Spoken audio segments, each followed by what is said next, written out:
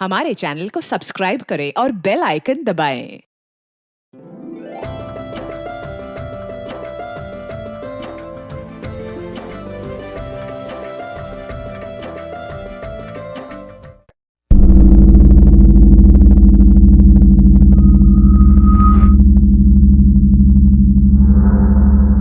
Excuse me, मैं doctor Bhuteshwar Vishwakarma ji से मिलना चाहता हूँ। जी कहिए। मैं ही हूँ doctor Bhuteshwar Vishwakarma. Oh sorry sir, मैं आपको पहचान नहीं पाया। मैं जनेंद्र चतुर्वेदी, आपसे अपॉइंटमेंट ली थी मैंने। प्लीज आज ही आप मुझे वो मशीन दिखा दीजिए सर। ये वो इन्वेंशन है जिसकी वजह से आप इतनी दूर से आए। वाह डॉक्टर साहब, देखने में तो बहुत ही अद्भुत मशीन है ये, लेकिन वाकई ये लग बदल सकती है ना? Chaturvedi ji, ARTD certified product है ये, यानी कि American research and technology developers.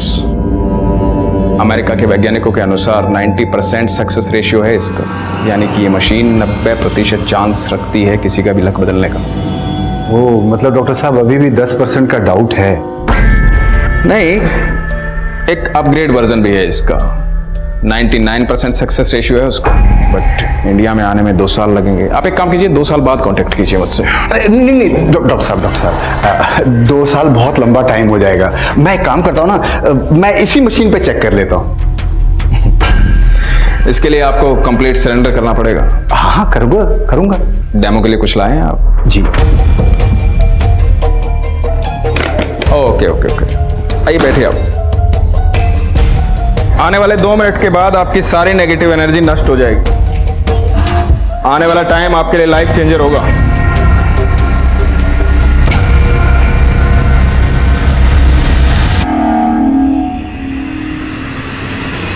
Just relax.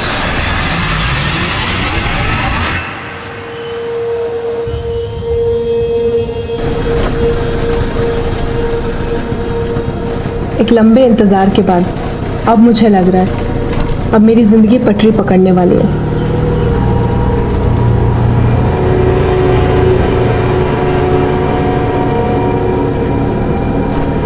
पर कल तक क्यों लगता था कहीं जिंदगी का ये पूरा सफर वेटिंग टिकट पे ही नहीं काटना पड़ जाए। इस सोच की भी कई वजह थी और इन वजहों की भी कई कहानियां थी।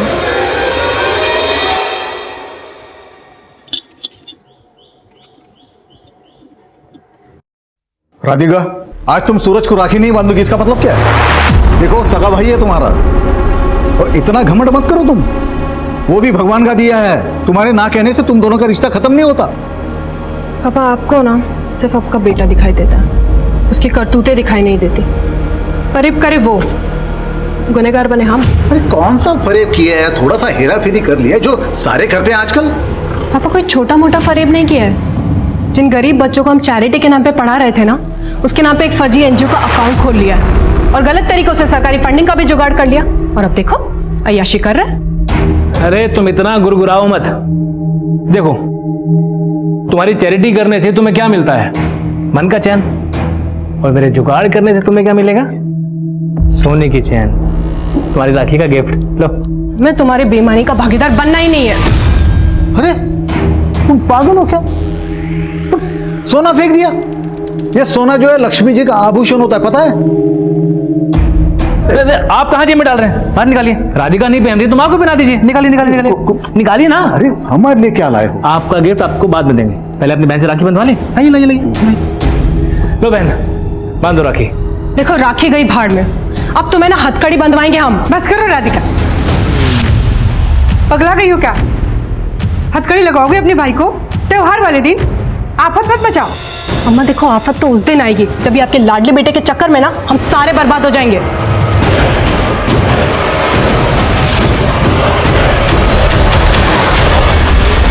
कई बार मजबूरी में हम अपनों की असलियत भी दुनिया से छिपा लेते हैं, लेकिन कई राज हमारे अपने भी तो होते हैं जिन्हें हम किसी से नहीं कहते और अंदर का शोर दबाकर उस पर खामोशी का ढक्कन लगा देते हैं।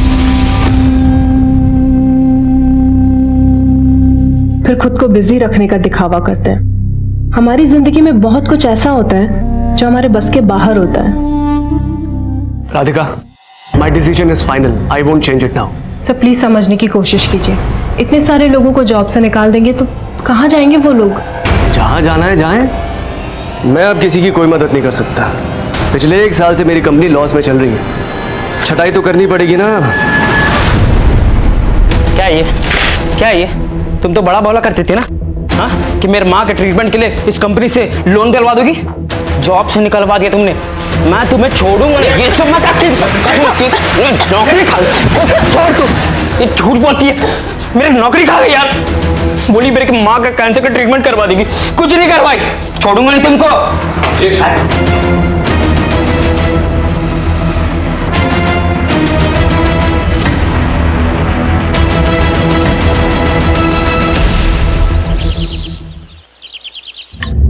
अरे पैसा के पेड़ पे उगता है जो हर 2 महीने के बाद पैसा बढ़ाने को बोल देती है?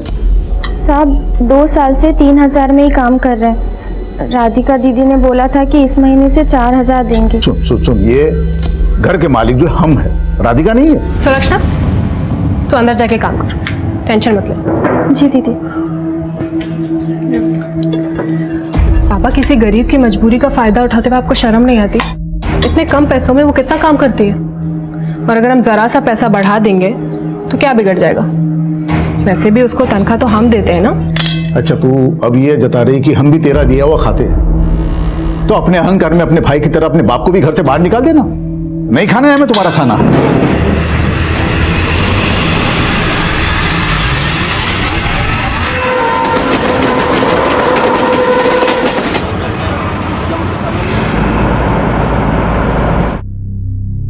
अगर आप सोचते हैं आप स्वाभिमानी हैं तो मान लीजिए लोग आपको अभिमानी ही समझेंगे। जब ग्लास आधा भरा होता है तो लोग उसको आधा खाली ही कहते हैं। लोगों की नजर में मेरा सच भी ऐसा ही था, आधा।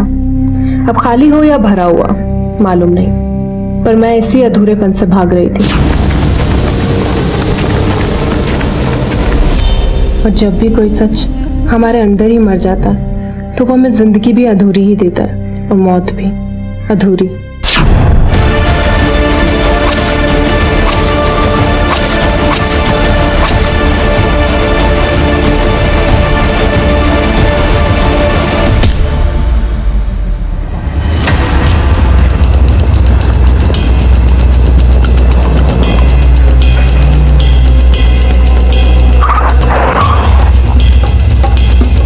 बहुत ही ब्रूटल मर्डर है सर।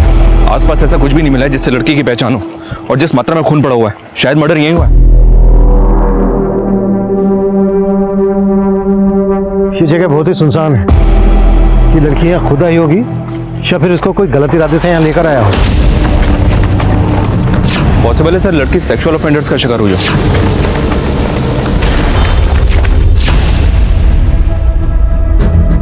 लाश की हालत देख के तो यही लग रहा है कि जैसे किसी ने गहरी रंजिश निकाली है इस लड़की से। पत्थर से लड़की का चेहरा बिगाड़ दिया गया ताकि इसकी पहचान ना हो पाए।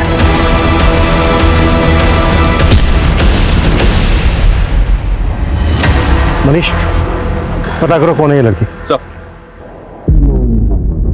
जिंदगी हमेशा इसी उम्मीद पर टिकी होती है कि आने वाला कल हमारी सारी तकलीफें दूर कर देगा।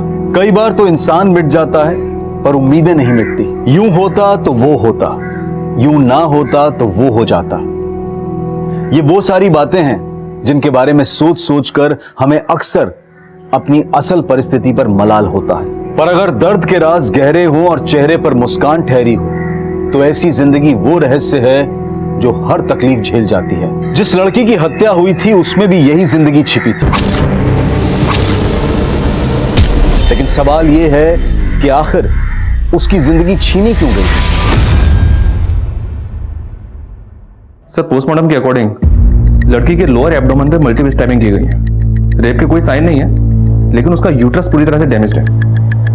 और सर लड़की की उंगलियां भी पूरी तरह से डैमेज्ड है, जिसकी वजह से बायोमेट्रिक्स के जरिए उसकी पहचान पता करने में प्रॉब्लम हो रही है। सर कहीं ऐसा तो नहीं कि यूट्रस को निकालने की कोशिश की गई हो, शायद ऑर्गन ट्रांसप्लांटेशन के पर्पज से? नहीं मनीष, लाश की हालत देखकर तो यही लग रहा है कि किसी ने अपनी गहरी रंजिश निकाली है। ये काम किसी मानसिक रोगी का भी हो सकता है।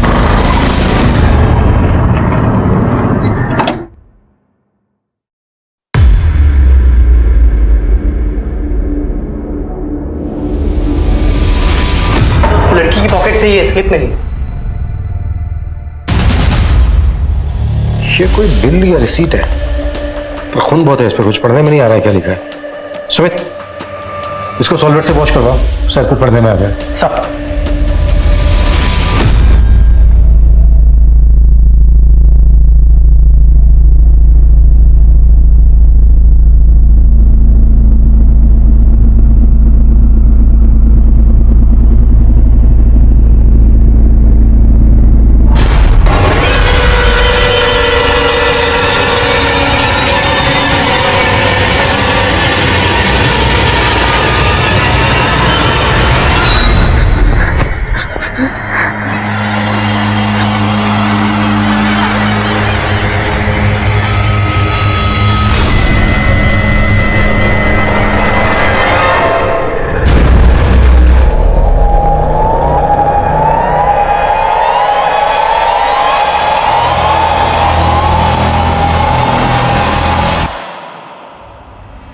ये लखनऊ के एक यूनिसेक्स सैलून का बिल है।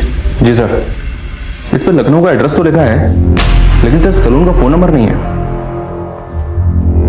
ये बिल है 24 जुलाई का, और पोस्टमार्टम रिपोर्ट के मुताबिक इस लड़की का 25 जुलाई को यहाँ दिल्ली में मर्डर हुआ था। तो क्या मर्डर से एक दिन पहले ये लड़की लखनऊ के इस यूनिसेक्स सैलून में गई थी?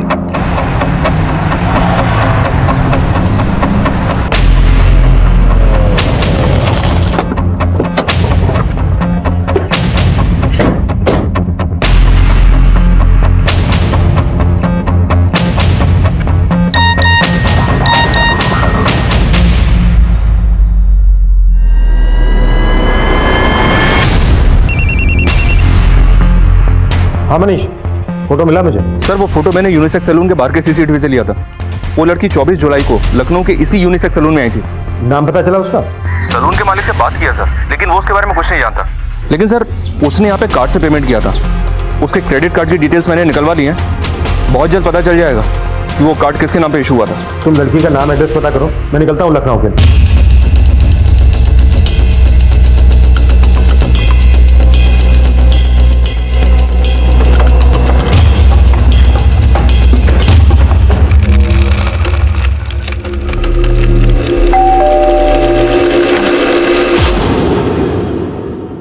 राधिका सिंह यहीं रहती है? हाँ जी, बेटी है हमारी। आप लोग कौन? Inspector Abhimanyu Jindal, Delhi police. Delhi police? आइए ना, आइए अंदर आइए। आपको इंस्पेक्टर त्रिपाठी जी ने भेजा है क्या? इंस्पेक्टर त्रिपाठी? हाँ, वो कासगंज वाले, उन्हीं के पास राधिका की गुमशुदगी की रिपोर्ट लिखवाई थी। आपने राधिका की गुमशुदगी की रिपोर्ट लिखवाई थी? हाँ, अब आपको एफआईआर की कॉपी दिखाएं क्या? आप बताइए ना, राधिका को कुछ पता चला? 27 जुलाई को हमें दिल्ली में एक लड़की की लाश मिली, जिसका 25 जुलाई को मर्डर हुआ था। लाश की जेब से हमें यहाँ लखनऊ के एक सैलून की रिसीट मिली है, जहां पर राधिका 24 जुलाई को गई थी। अम्मा, हम सैलून जा रहे हैं।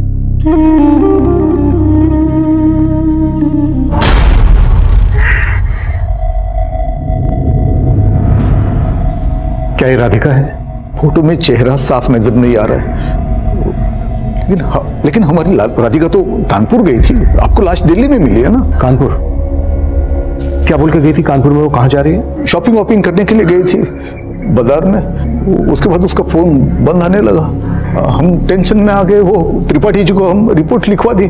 दिल्ली में आपका या राधिका का कोई जानने वाला रहता है जहां पर राधिका जा सकती है?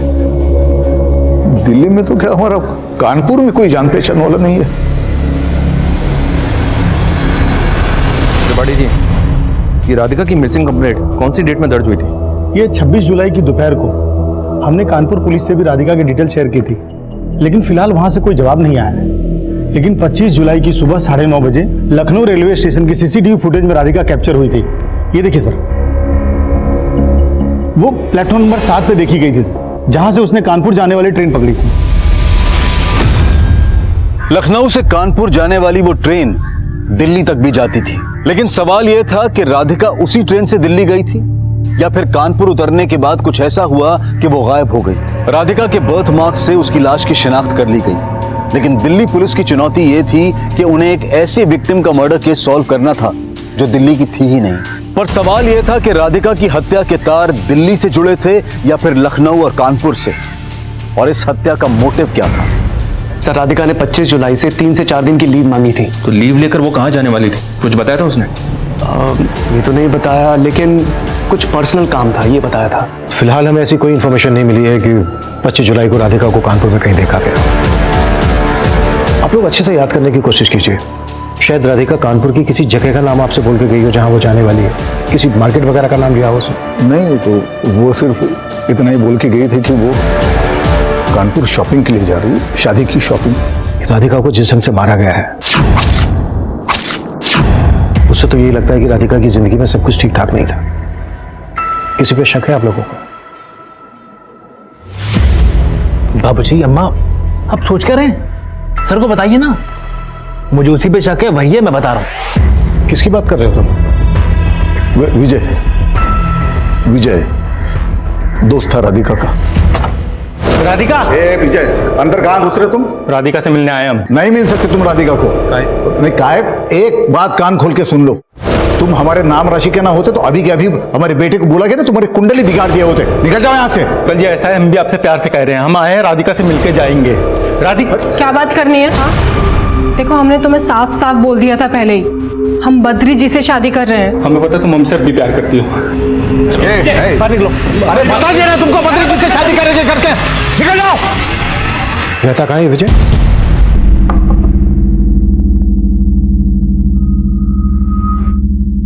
सर, ये रतन तिवारी है, इस इलाके के बहुत बड़े कॉन्ट्रैक्टर। अरे नहीं, बड़े हम नहीं, बड़े डॉक्टर साहब हैं। डॉक्टर साहब, हम आपके सानिध्य में आना चाहते हैं। देखिए, अगर आप ये सोच के आए हैं कि मेरे पास कोई जादू की छड़ी है और पल भर में सब बदल सकता है, तो आप जा सकते हैं। नहीं नहीं, हम अंधविश्वासी नहीं हैं। हाँ, लेकिन आपके विज्ञान का अनुभव करना चाहते हैं डॉक्टर साहब। डेमो के लिए कुछ लाए हैं? जी बिल्कुल।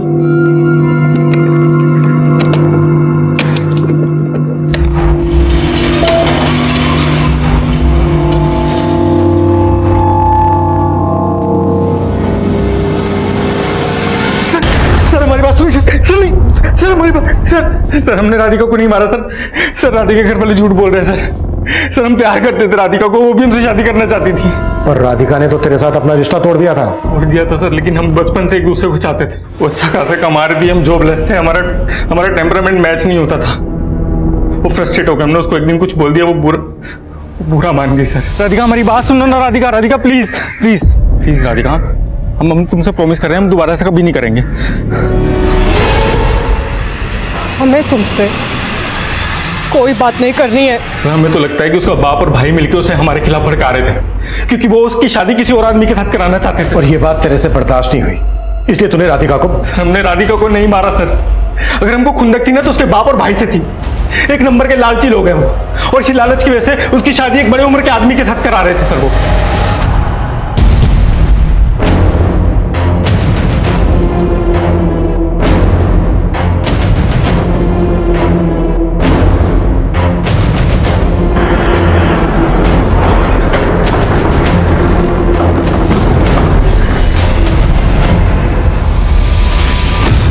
ये आप क्या बोल रहे हैं सर? राधिका का मर्डर कैसे?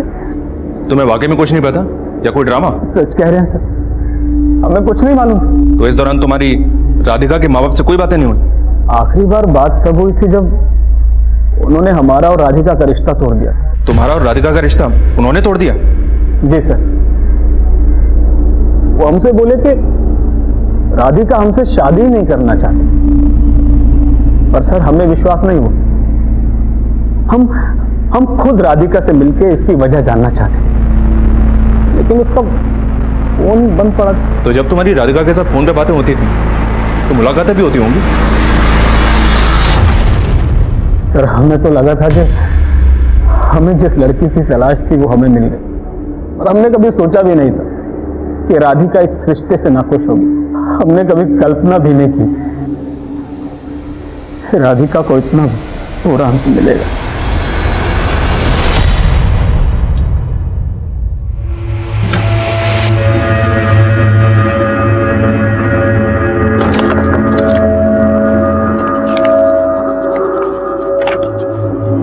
पापा, अब क्या सूझा है आपको? राधिका की अलमारी में क्या ढूंढ रहे हैं आप? वो मेरा एक फाइल है, वो उसे ढूंढ रहा था। तुम क्या कर रहे हो यहाँ पे? जाओ ना, तुम्हारा काम करो ना।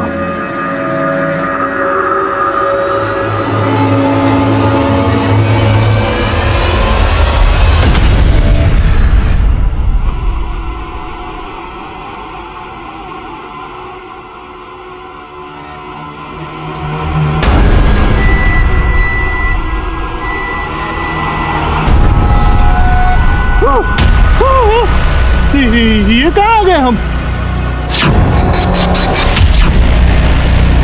उठ, अबे उठ बे, उठ।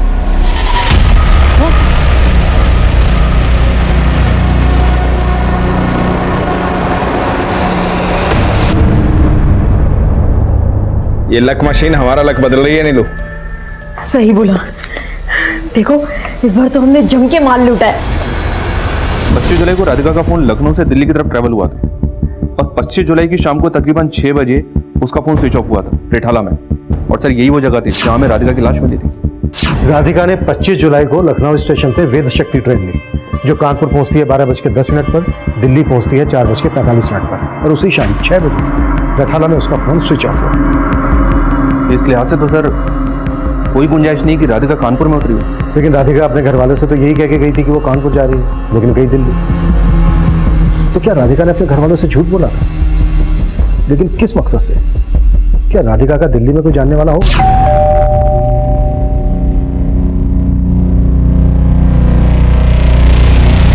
लेकिन सर राधिका के कॉल रिकॉर्ड्स में दिल्ली का कोई नंबर नहीं मिला। क्राइम सीन का डम डेटा निकलवाओ और चेक करो कि मर्डर वाले दिन कानपुर या दिल्ली का नंबर उस एरिया में कोई एक्टिव था क्या। Okay sir. और एक बात है सर, मैं बद्री से मिला था। उसने बताया कि राधिका के पेरेंट्स ने उसका और राधिका का रिश्ता राधिका की मौत के 5 दिन बाद खत्म कर दिया था, 30 जुलाई को। व्हाट? या सर। और इस बात को कंफर्म करने के लिए मैं जब राधिका के पेरेंट्स से मिला तो वो बोले हमारे लिए तो राधिका गुमशुदा थी, और जिस लड़की की शादी होने वाली हो वो इस तरह अचानक घर से गायब हो जाए तो आपको पता है ना लोग क्या क्या अटकलें लगाते हैं। बद्री जी को जवाब देना हमारे लिए मुश्किल हो गया था, तो हमने उनसे रिश्ता ही तोड़ दिया। उनका जवाब सुन के मुझे यही लगा कि शायद वो लोग इस बात को मान बैठे थे कि राधिका को बद्री पसंद नहीं था, इसलिए राधिका गायब हो गई। बद्री राधिका से 15 साल बड़ा था।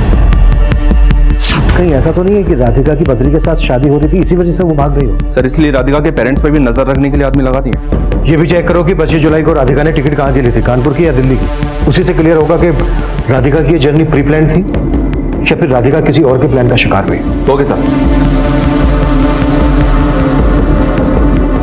ट्रेन रिजर्वेशन चेक करने के साथ पुलिस दिल्ली रेलवे स्टेशन से लेकर राधिका के मर्डर स्पॉट रिठाला तक के बीच के एरियाज के कई सीसीटीवी स्कैन कर रही थी। ऑटो और टैक्सी चलाने वालों से भी लगातार पूछताछ की जा रही थी।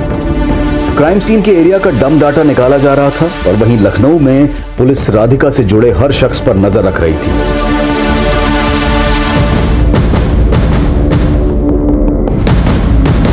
अरे तुम क्यों चिंता कर रही हो? आता हूँ ना मैं। अरे कुछ दिन अम्मा को संभालूं फिर आता हूँ। को बाद में संभाल, पहले बाप को संभाल। चार को भी हमको चुना लगा दिया। बाबा क्यों इतना गुर्रा रहे हो? फिर क्या चुना कथा लगा रखा है? ये आरव कौन है? कौन आरव? वही आरव जिसके नाम राधिका का जमीन होगी, जो जमीन कायदे से हमारे नाम पे होनी चाहिए थी। तुम पहले ही उंडी मार दिया। क्या बात कर रहे हो आप? ए नौटंकी, हमको मत घुमाना। हम जानते हैं तुम्हारा षड्यंत्र है। ये आरव तुम्हारा चमचा है जो तुमको जमीन का पैसा दिया है। आप पकड़ा गए हो क्या? हम आरव बारव को नहीं जानते हैं।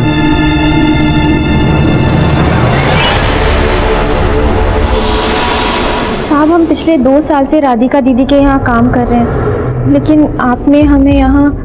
देखो सुलक्षणा, घबराओ मत। हम सिर्फ इतना जानना चाहते हैं कि राधिका के अपने माँ बाप और अपने भाई से रिश्ते कैसे थे। भाई राधिका दीदी के साथ नहीं रहते थे और पिताजी से बहुत चिड़ी चिड़ी सी रहती थी राधिका दीदी। अपनी माँ से बहुत प्यार करती थी, इससे ज़्यादा और कुछ नहीं पता हमें साहब। ये राधिका की बद्री से शादी होने वाली थी, तो क्या राधिका इस शादी से खुश थी?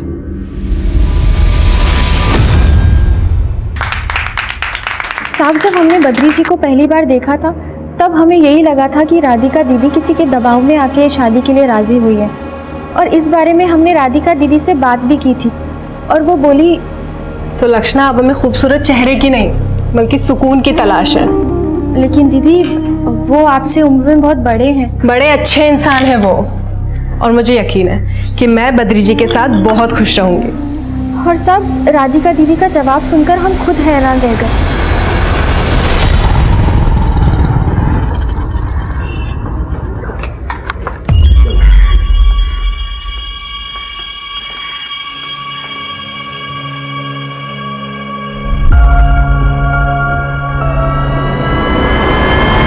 ये आप क्या कह रहे हैं सर? राधिका मेरी कलीग थी, इसलिए वो मेरे साथ फोन पर बात किया करती थी। राधिका ने दिल्ली के लिए ट्रेन पकड़ने से पहले भी तुम्हें फोन किया था? सर, ऑफिस का एक पेंडिंग काम आ गया था, वो याद दिलाने के लिए उसने मुझे फोन किया था। तो राधिका रोज तुम्हें रात को 10-10 बजे ऑफिस का पेंडिंग काम याद दिलाने के लिए फोन किया करती थी? सर, आप गलत समझ रहे हैं। सर, मैं राधिका को अपनी बहन मानता था। मेरी वाइफ भी मेरे साथ आई है, चाहो तो आप उनसे पूछ लीजिए। अच्छा, राधिका तुम्हारी बहन जैसी थी। राधिका ने कभी तुम्हें इस तरह का हिंट दिया जो उसकी हत्या की वजह हो सके? करीब 1 महीने पहले हमारे बॉस ने हमारे स्टाफ के कई लोगों की छटनी कर दी थी। सर, राधिका HR में थी, उसी ने सभी लोगों को न्यूज दी थी। उसके बाद ऑफिस में बड़ा बवाल हुआ था। क्या ये तुम तो बड़ा बौला करते थे ना, हाँ, कि मेरे माँ के ट्रीटमेंट के लिए इस कंपनी से लोन दिलवा दोगी? जॉब से निकलवा दिया तुमने, मैं तुम्हें छोड़ूंगा नहीं। ये सब मैं नौकरी खा छोड़, तू ये झूठ बोलती है। सर, जॉब से तो बॉस ने निकाला था, लेकिन तकलीफें राधिका को झेलनी पड़ी थी। तो तुम कहना चाह रहे हो कि राधिका का हत्यारा उन्हीं एम्प्लॉइज में से कोई है जिनको राधिका ने जॉब से निकाला था? नहीं सर, ये तो नहीं कह सकता, लेकिन जॉब जाने के बाद सबसे ज्यादा परेशानी ब्रिजेश और श्यामलाल को हुई थी। ब्रिजेश और श्यामलाल? सलाम सर। हाँ सलाम, बोल क्या खबर है? राधिका के प्रेमी विजय की खबर है। 1 नंबर का लड़की बार है साहब। बाराबंकी में संगम लॉज है, वहाँ आए दिन नई नई लड़कियां लेकर जाता है। वो लॉज वाला तो बता रहा था कि ये सिलसिला बहुत सालों से चला आ रहा है। तो ठीक है, इस वजह पे नजर गड़ा के रखो। पुलिस लखनऊ में राधिका से जुड़े हर इंसान को खंगाल रही थी, लेकिन राधिका के दिल्ली जाने का राज अब भी दूर नजर आ रहा था। 2 मिनट में सारी नेगेटिव एनर्जी नष्ट हो जाएगी। आने वाला टाइम आपके लिए लाइफ चेंजर होगा।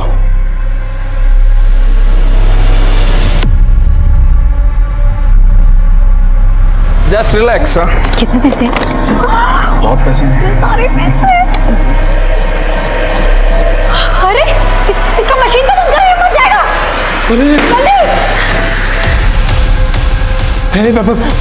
हेलो, हे भाई साहब, मर गया है। मर गया सर। हमने कुछ नहीं किया सर। सर क्या है, हमको बार बार उठा लाते हैं सर आप लोग। अभी तो उठा उठा के कुटेंगे भी अगर तूने सच नहीं बोला था। सर सब कुछ तो बता दिया आपको। सब कुछ? लेकिन तूने ये 3,40,000 रुपए का हिसाब नहीं किया अभी तक, जो राधिका के अकाउंट से तेरे अकाउंट में ट्रांसफर हो रहे थे किश्तों में। कभी 20,000, कभी 30,000, और एक बार तो सीधा 1.5 लाख। क्यों पैसे ले रहा था राधिका से?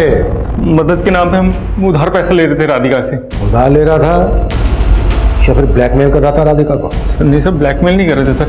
सर कसम खा के बोल रहा हूँ, हमको बहुत प्यार करती थी, हमें दुखी नहीं प्यार? अभी तक कितनी प्रोस्टिट्यूट के साथ सोया है तुझे याद भी है? इसीलिए मारा ना तूने राधिका को, क्योंकि उसने तुझे पैसे देने बंद कर दिए थे। मानते कि हमने उसको धोखा दिया था, लेकिन मारा नहीं उसको। राधिका तुम यहाँ क्या कर रही? कहाँ है वो? कौन कहाँ है वो? राधिका, देखो ड्रामे मत करो, मैंने देखा है किसी को। किसको देखा है तुमने? क्या बात कर रही हो राधिका? कहाँ छुपा है उसको? सर इसी वजह से उसने हमारे से रिश्ता तोड़ दिया था। हम बस उसको मना के अपनी जिंदगी में वापस लाना चाहते थे बस, लेकिन हमने उसको मारा नहीं है सर।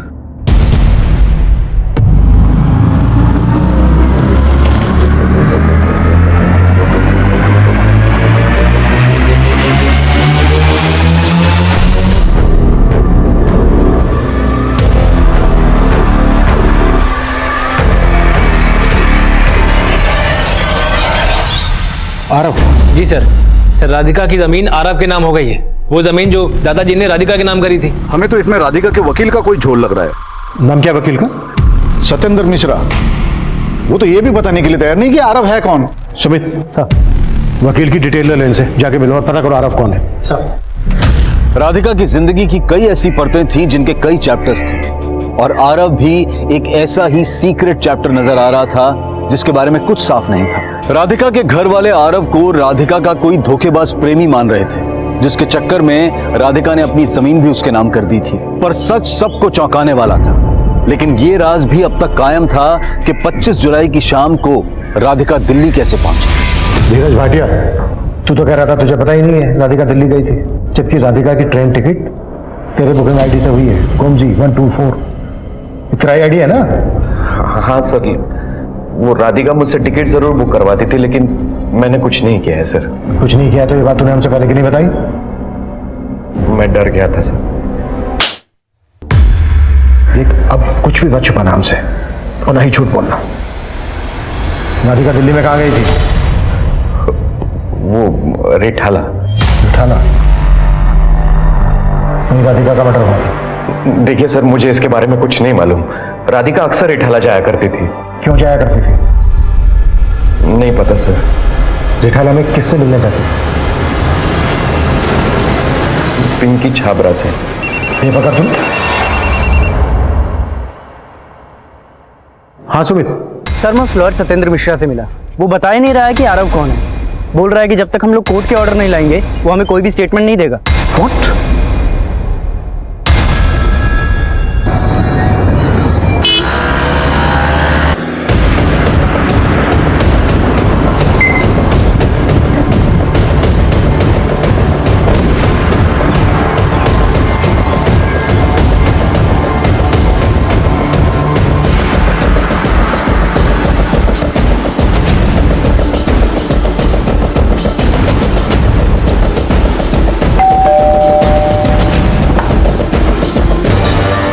पिंकी चावड़ा।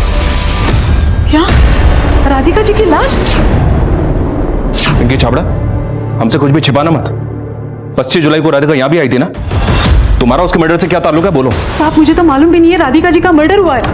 हाँ, 25 तारीख को वो यहाँ आने वाली थी, लेकिन आई नहीं। राधिका यहाँ क्यों आती थी? साहब, वो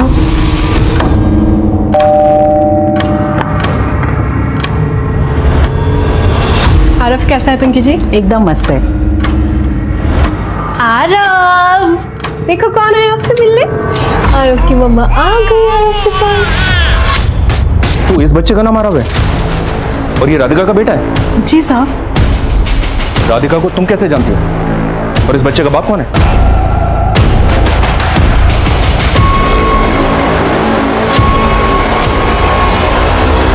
सर, आप मुझे फिर गलत समझ रहे हैं। सर, मैं राधिका को बहन मानता था। वो बच्चा मेरा कैसे हो सकता है? जब से वो बच्चा आरव पैदा हुआ पिंकी के पास रह रहा है। और पिंकी ने हमें बताया कि वो राधिका से तेरे थ्रू मिली थी। सर, बिना शादी के राधिका को मां बनना पड़ा था। वो अपने बच्चे को साथ में नहीं रख सकती थी, इसलिए मैंने उसे बहन समझकर उसकी मदद की थी। घुमा मत हमें। राधिका ने तुझे ही बता दिया कि वो मां बनने वाली है और ये नहीं बताया कि उसके बच्चे का बाप कौन है। मुझे उससे ये तब पता चला जब वो मां बन चुकी थी। सर, उस दौरान वो 6 महीना हमारे दिल्ली ब्रांच में शिफ्ट हो गई थी, तब मुझे उसका पर्पस पता चल गया। सर, वो अपने बच्चे की देखरेख के लिए किसी को ढूंढ रही थी, तब मैंने उसे पिंकी के बारे में बताया था। राधिका की बद्री के साथ शादी होने वाली थी। बद्री को इस बच्चे आरव के बारे में पता चल गया हो, कभी राधिका ने ऐसा कुछ हिंट दिया था? नहीं सर, पर वो चाहती थी कि बद्री से शादी करने के बाद आरव उसके साथ ही रहे। इस बच्चे के बाप के बारे में राधिका ने तुम्हें कभी बताया? नहीं साहब, उन्होंने तो कभी नहीं बताया। लेकिन हाँ, एक बार जब राधिका मैडम बच्चे से मिलके जा रही थी तो एक औरत यहाँ आई थी। औरत? कौन औरत? मम्मा के साथ जाना है आरव को। मम्मा जल्दी वापस आ जाएंगे, ठीक है? मैंने देखा एक औरत चिपके हमें देख रही थी।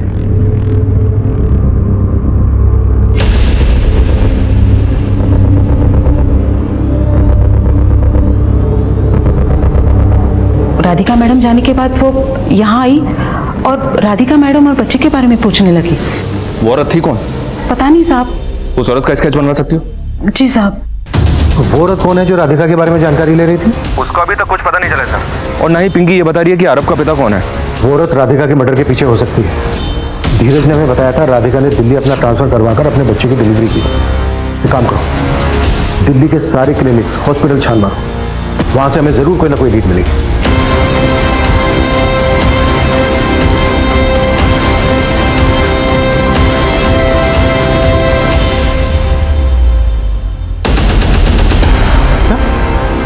आरव राधिका का बेटा है? ये कैसे हो सकता है? ये झूठ है। देखिए, हमें राधिका के कलीग धीरज और इस औरत पिंकी ने यही बताया कि आरव राधिका का बेटा है। ये है पिंकी, जानते हैं आप इसको? नहीं, इसको नहीं जानते हम। पिंकी ने हमें बताया कि यह औरत राधिका और उसके बेटे आरव के बारे में पूछताछ करने आई थी। इसको जानते हैं? नहीं, इसको भी नहीं जानते हम।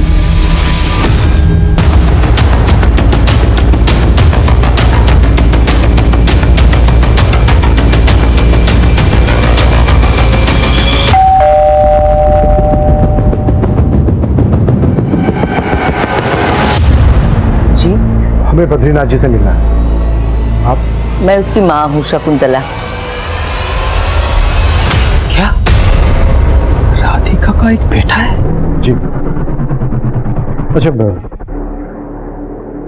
इस औरत को जानते हैं आप? हमें शक है कि राधिका के मर्डर में इस औरत का हाथ हो सकता है। नहीं सर, हम नहीं जानते। बद्रीनाथ जी, राधिका के कलीग धीरज ने हमें बताया था कि राधिका आपसे शादी करने के बाद अपने बच्चे आरव को आप ही के साथ रखना चाहती थी, अडॉप्ट करके। क्या ये सही है? हमारी हमेशा से एक विश थी कि हम शादी के बाद एक अनाथ बच्चे को अडॉप्ट करें और उसे माँ का प्यार दें। क्या आप हमारी ये विश पूरी करेंगे? हाँ सर, हमने तब राधिका को कह दिया था कि हम शादी के बाद कोई अनाथ बच्चा अडॉप्ट कर लें, लेकिन सर हमें बिल्कुल भी अंदाजा नहीं था कि उसका कोई अपना बच्चा था।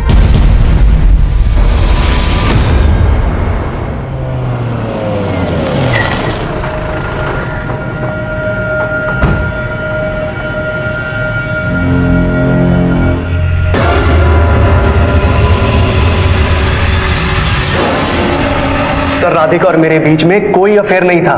लेकिन आरव तेरा ही बेटा है, ये मैटरनिटी क्लिनिक से पता कर लिया है हमने। वो मेरी गलती थी सर, बस। करीब 1.5 साल पहले मैंने अपने पूरे स्टाफ के लिए अपने फार्म हाउस पे पार्टी रखी थी। वहां पे राधिका ने बहुत ज्यादा ड्रिंक कर ली थी। चलो, मुझे धोखा दिया। मेरे होते हुए दूसरी लड़कियों, आराम से, दूसरी लड़कियों। राधिका, इट्स ओके, संभालो अपने आप को, इतना ज्यादा सोचने की जरूरत नहीं है। वो कर सकता है, मैं क्यों नहीं? सर, उस दिन राधिका इमोशनली ब्रोकन थी, हम दोनों ड्रंक थे इसीलिए। लेकिन सर, अगले दिन हम दोनों ने डिसाइड किया था कि हम उस रात को हमेशा के लिए भूल जाएंगे। फिर 1 हफ्ते के बाद राधिका मेरे पास आती है और मुझे बताती है कि वो प्रेग्नेंट है।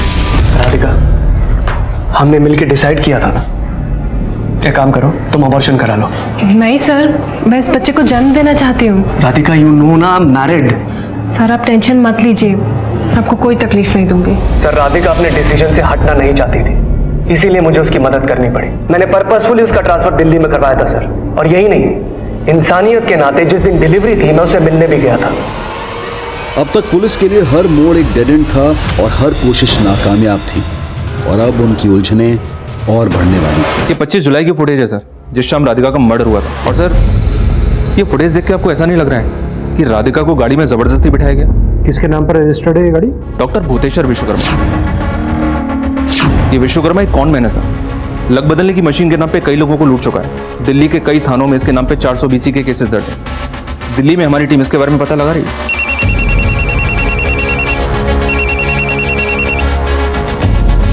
बोलिए बद्रीनाथ जी, उस दिन मैं ही राधिका का पीछा कर रही थी। उस वक्त मैं भी दिल्ली में ही थी, अपनी भांजी से मिलने गई थी, और उसी सोसाइटी में मैंने राधिका को देखा। इसलिए मैं उसके बारे में पूछताछ करने के लिए वहां गई। पर सर, मेरी माँ ने सिर्फ उत्सुकता में राधिका का पीछा किया था, उसकी हत्या में इनका कोई हाथ नहीं।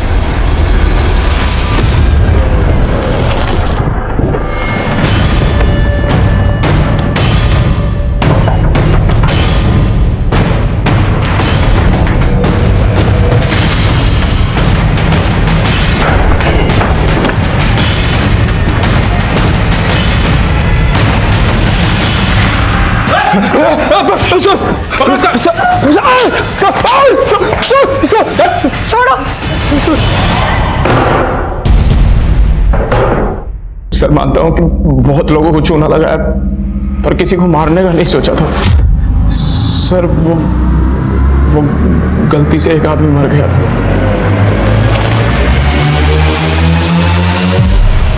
किसी ने लाश डंप करते हुए हमारा वीडियो बना लिया था, फिर उस आदमी ने हमें धमकी दी।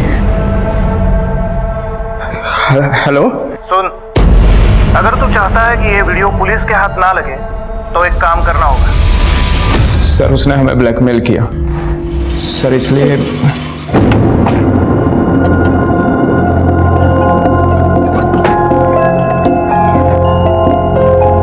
दीदी वो आपको गाड़ी चलानी आती है क्या? हाँ क्या हुआ? वो मेरे हस्बैंड को हार्ट अटैक आया है। चलिए मैं देखती हूँ। भाई साहब आप ठीक है ना? भाई साहब क्या कर रही हो? ये बैग क्यों अंदर डाल रही हो मेरा? कौन है तुम लोग? क्या कर रहे हो ये?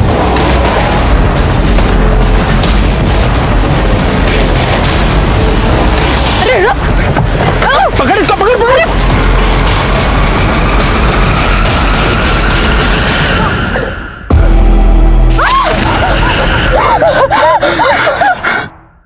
देखो यही है ना वो लड़की? सिर्फ उसका हाथ और पैर काटने नहीं कहा था हमने, उसके जिस्म का एक एक हिस्सा काट।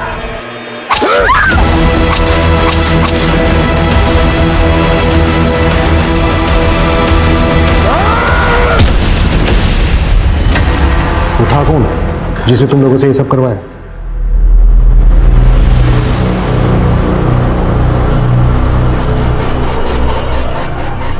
ये तो हम सोच ही नहीं पाए कि जिन जड़ों को हम इतना दूर दूर तलाश रहे थे, वो जड़ें तो हमारे इतने करीब थे।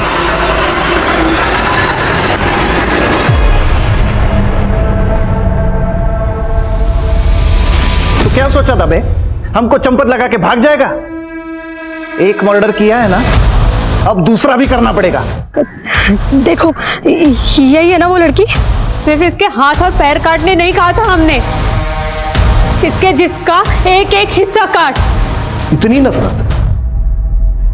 ऐसा भी क्या बिगाड़ा था राधिका ने तुम दोनों का? उसने हमसे हमारा पति छीन लिया था। आए दिन धीरज उसके साथ फोन पर ही चिपके रहते थे। हेलो, हाँ राधिका, हाँ तुम्हारी दिल्ली की 25 जुलाई की टिकट बुक करवा दी है। अरे अरे थैंक यू किस बात का, तुम भी ना। चलो टेक केयर, बाय। और फिर पता चला कि दिल्ली में उनका बच्चा भी पल रहा था। रतन भैया को बताए हम, इनका भी खून खोला और निकाल ली हमने भड़ास। अब मेरी सुनो तुम दोनों।